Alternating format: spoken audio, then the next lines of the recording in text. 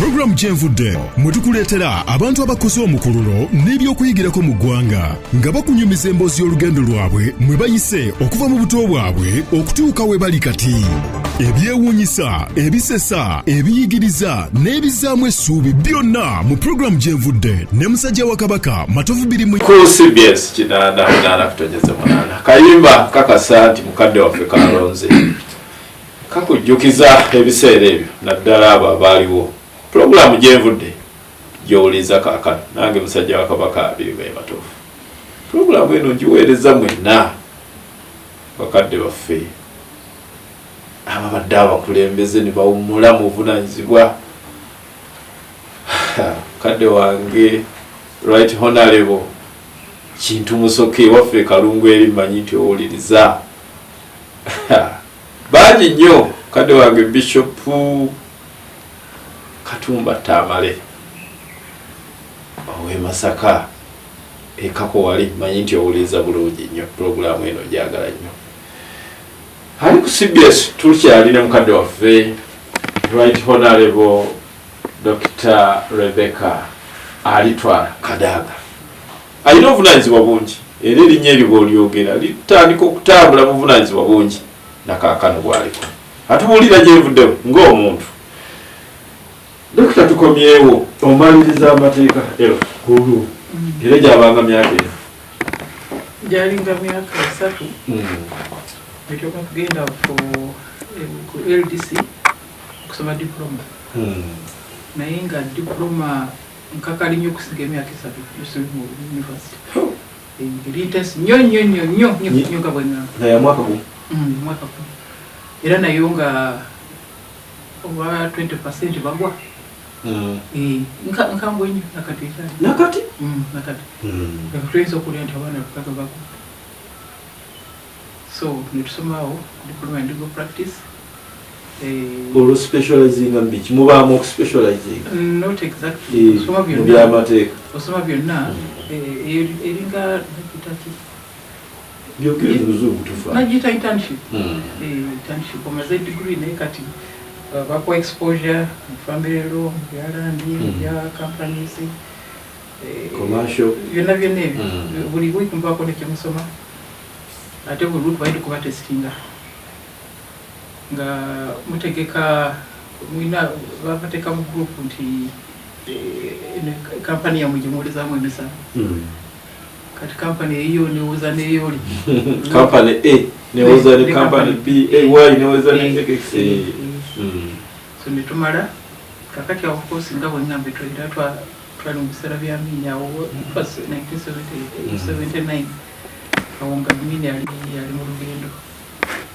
Kakati nitumala nibabeerawo public service interviews nabisabye bagenda mu ministry of justice batampa. So naye nga awo nga nkyalinda nekolako mu Uganda hotels nga just casual work mu Uganda Hotels Limited kola research ku mahoteli ago n'ebintu ebirala byagwako nemba nga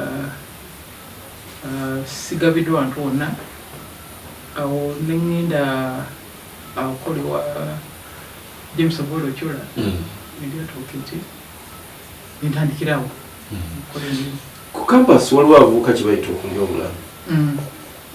Ng'obulamu buwa bulyanga otya? Nagabutwabulirangawo ku campus. Nga mulina mikwano gyammwe awo abamu babana mikwano gy'abalenzi abawala. Twabalina. Olwo ofaanana otya ku campus? Omuwala omuvubuka wali kinene osiba wato. Nenda nali smart nnyo. Oli mugimu oli mutono muwanvu. Enviiri ziba zitya musiba enviiri batwali ennyambala eyabangawo twali ndoza twakolanga afro. Twakolanga afro. Gutikabulizi gosalira bulungi enviiri zo nogenda. Amini yali yatayagala mini. kuba nga mintu azivaako nga mwazibaako okuba yatutisanga tuli musomero ekyo nekibayingira era oyambala ngoye z'ompanvu oba mpale ate bwe kyakuyingiranga ddala kuba n'okutuusa kati ab'okumanyi tibakulabako mu lugwe lumbi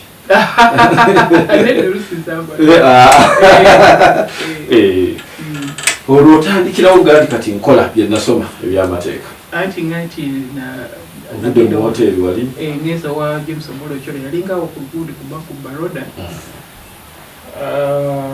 yali advocate oyo yali advocate yali mukoputifu nnyo kati nentandikirawo nze mpandiika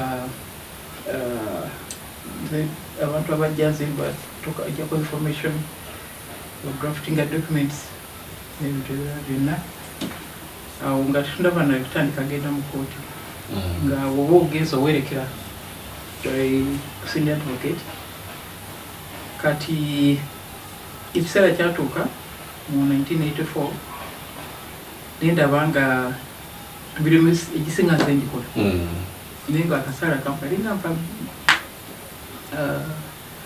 undi 2500 naye nga olubalamu omusango ekiyingidde olunaku nga ndaba nti kinene nnyo yalwadde annyongira naye bw'obeera junior oguma kyenava mu 1984 nenewagula nga nti bino kino ngikolera mwami katukanimbe njekolera kati nenzigulawo Kadaaga Company Advocates z'omukyala eyasooka mu Uganda okugulawo chambers ugitadde ku luguudo ki kizimbe kyala ekizimbe anakutaki kakati ekizimbe ekyo kiri opposite ne Amber House naye awo mukoona mukoona awo wali Bank of Baroda naye obanga otambula odda side eri awo mukoona awo walingawo ne office ya Katongola Company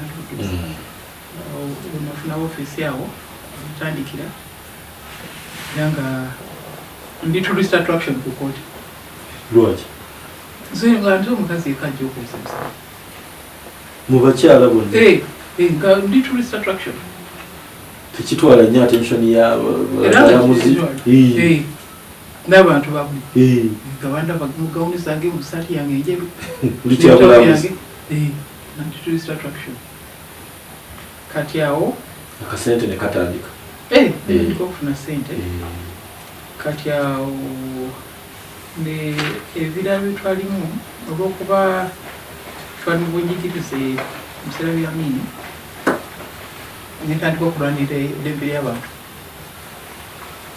awo twalina ekibiina ky'abakyala balooyi kyebayita FIDA netandika okugenda meetings mbaddeko committee nkozi yakutuusa mu 1987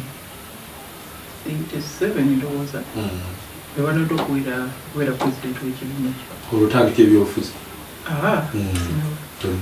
kati awo nalina some interesting experiences waliwo nali kakati mu Uganda Law Society waliwo entegeka nti okufuna certificate ya buli mwaka olina okulaga nti ebintu bwegyokoze egyobwereere olina abantu owoleza emisango abateesobola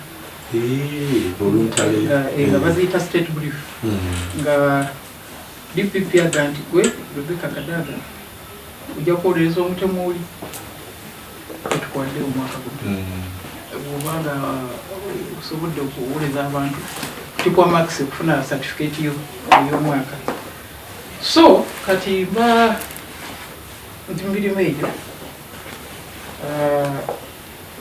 bali ku kooti awo twali tufunangako break nga munguwoza omusana kusaawa nga 5 nemufuluma olagenda agendako mu kisenge ekinamu nemufuluma eweeru kati ningenda ku balcony ya high court kati mba ndi awo omukyala najja ali mugomasi gakwatidde ebintu nakyakutte mu kitambaala kute bwati nambuuza ye naye ndimuddamu aga ti maama omuntu ono omumanyi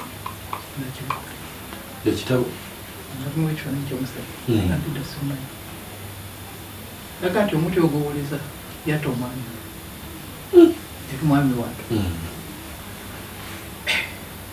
kaga omanyi bw'obanga oli mukwoza emisango ofuba kulaba nti client wo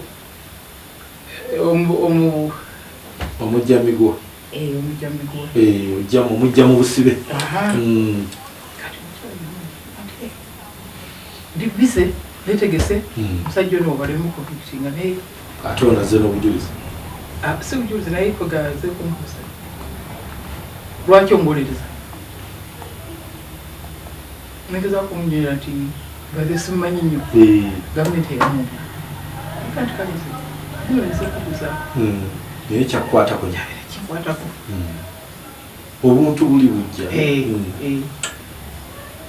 kakati then wabeerangawo biseera ebirala omuntu awo najja nakatumulesera muntu wakumpesa nyamba tomumanyi omusazaawo omuntu etomumanyi bulungi kakyeva nyamba bannange abafida tulina okutandikawo entegeka ewoleza abantu emisango abateesobola okusingira ddala abakyala bano kyakipya kibeerangawo mu Uganda abakyala bafida balinga bamikulu abali active twali 20 bannamateeka bagini baagala aliwo okumisije yeri wakabi musakesi wakabi sanyusa mafumu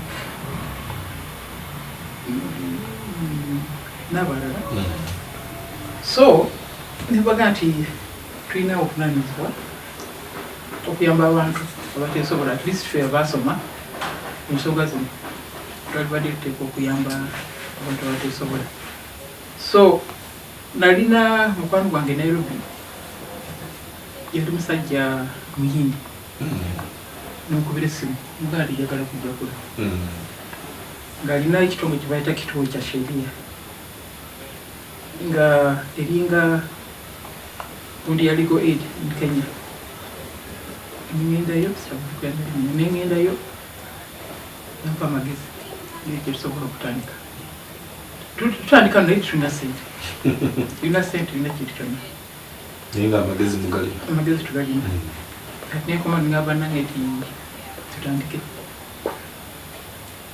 tutandika legal service yasookera ddala mu Uganda kati mu excitement eyo niwabeerawo abantu abalaba emirimu gye tukola waliwo omusajja yali musasedooti ensambya ngamuyita brother Francis Lewis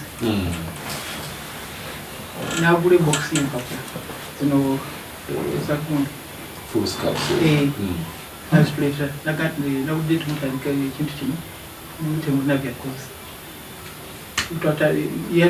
yatuwa gundi esooka then abantu bangi abeera excited bafuut foundation abandi bonna batandika otuwa obuyambi kati mu 1988 mu March netugula official kati nga kyetukola twegabanya ennaku nti kakati nza okuva ku ssaawa 2 ez'okumakya okusa ssaawa 7 jatula mu office yaffe ya FIDA munana nzire mu office yange nkole nze office yange eri eno Kampala office ya FIDA nga eri Kudiam House twali tulina wakubeera mukyala nekyono your National Council of Women nakati mugira mutulanga Kudiam House naye nga akasenge yatuwa katonya so nga tuteekawo bucket awo mazzi gatonyo mazzi gatonyo naye wano tutudde okukola emirimu waliwo gatonya to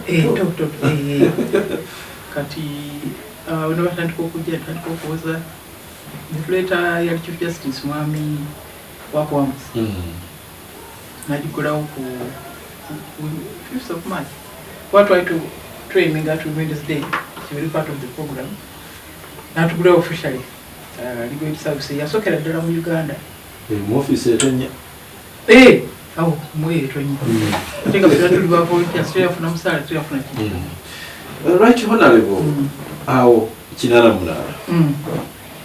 Government ya President Museveni eze buyinza.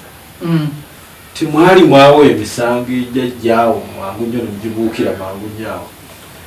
Oluusi entalotalo ezo gavumenti empya zijja wabaawo oluusi emisango sangaawo. Emisango gyakumenda egyali gya human rights. Tulwanira eddembe ly'abantu, menda eddembe ly'abakyala. Era kampeni yaliwo kulongosa amateeka. Kusitula mukyala. Kulongosa amateeka agafuga amaka agafuga kyandisoka. Yali major focus yaffe. Ngaba n'abateeka olwo President Museveni mwamuwuliranga nga munnansiko.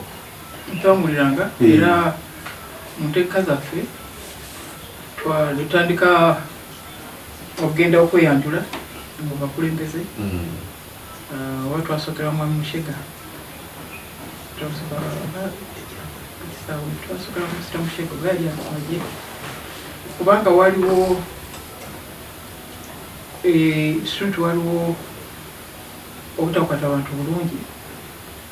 Netwagala gavumenti nti waliwo ebitali birungi. Tugenda Mwami Mushega, tugende wahali kitundu. Tetugenda nga tweyanjula mu mirimu gyaffe. Mpolampola nekikola. Awuliza CBS oyo omukadde waffe Right Honorable Dr. Rebeeca Kadaaga. Obuvunaanyizibwa bungi nakaakano bwakyakola.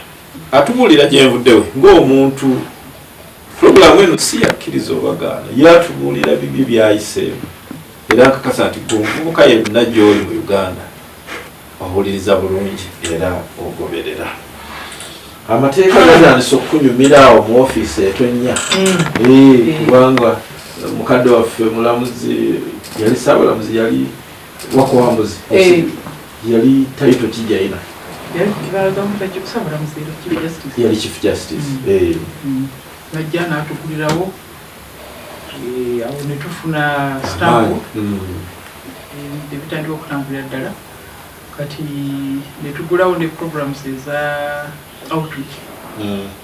Amatabi nga tugula twatandika ne radio programs mu bitundu bya Uganda bitali bimu okumanyisa abantu kiki tukola lwaki amateeka gagamba ki kino kiri. Then oluvannyuma tugulawo regional offices mu bitundu ebimu ezimu zaggalawo naye mwabikola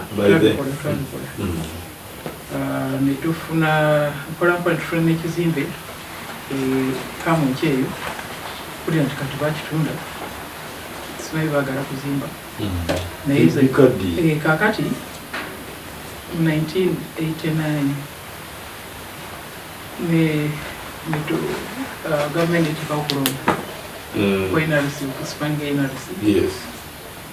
Kati nembanza emirimu gyange ejja FIDA National Resistance Council. Kakati owulikiko olwo mukyala munnamateeka.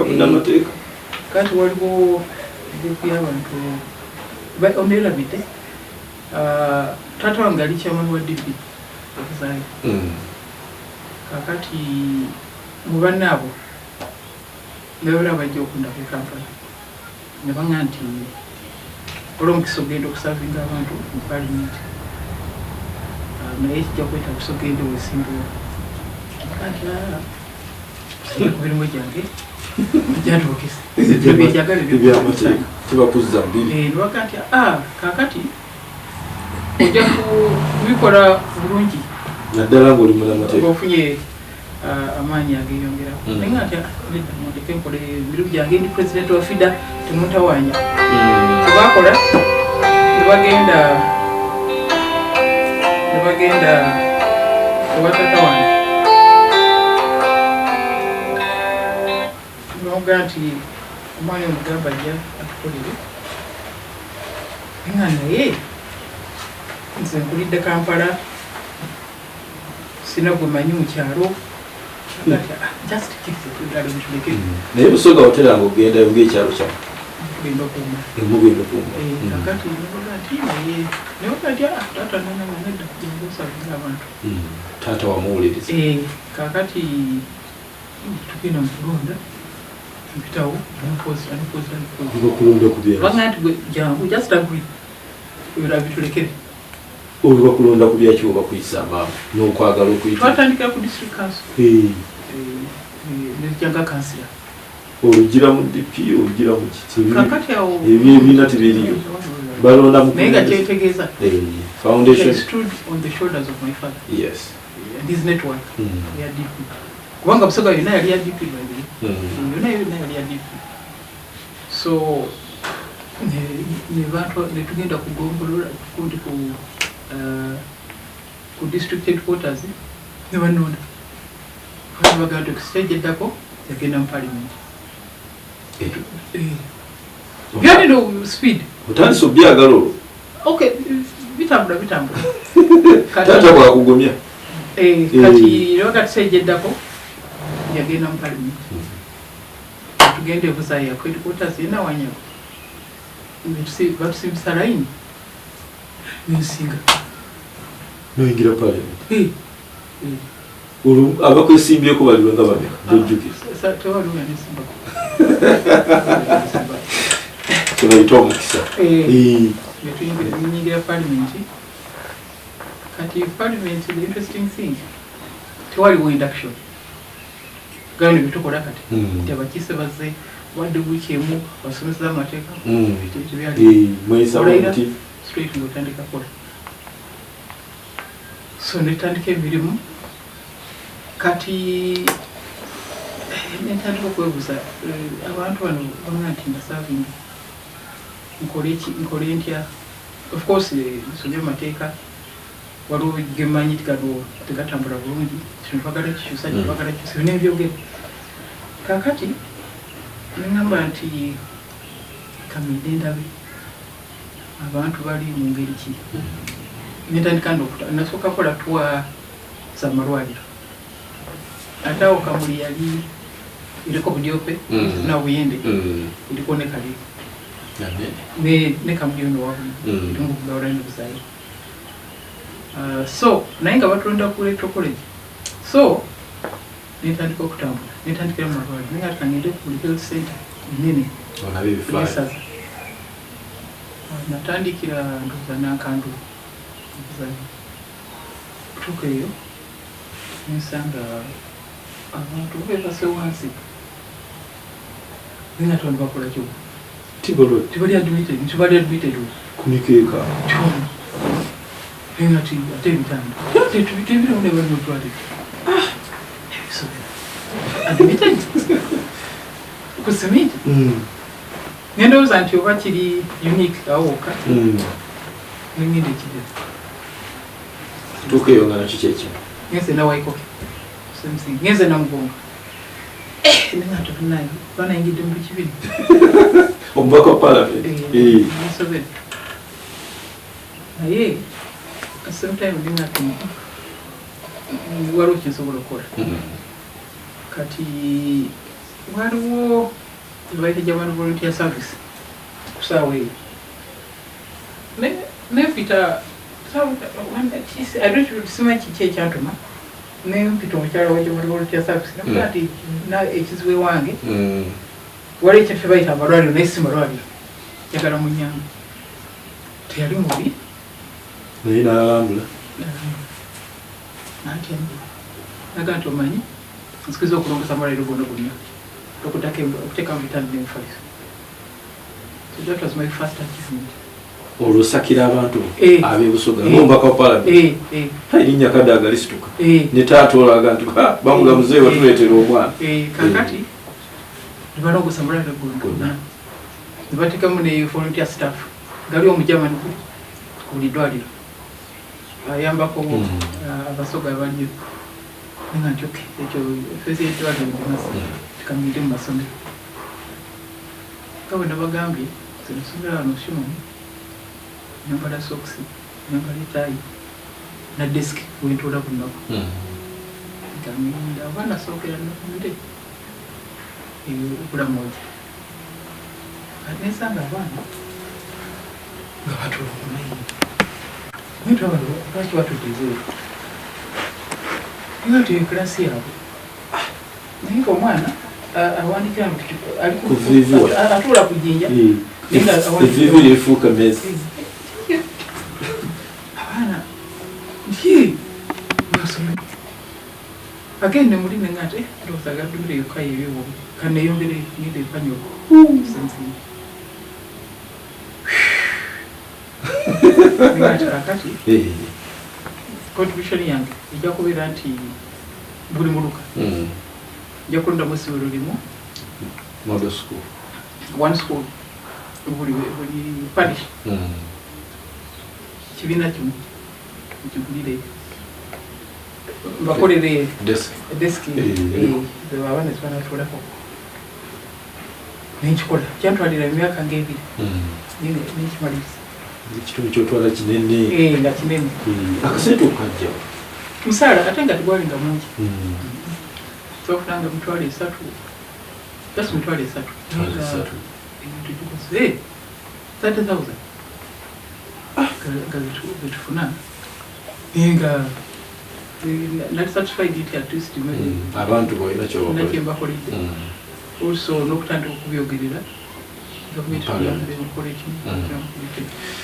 Awo nyeri tujja okutandikira awuliriza CBS ekitundu ekisooka mukkirize tukifundikirira awo ye mukadde waffe Right Honorable Dr. Rebeeca Kadaaga.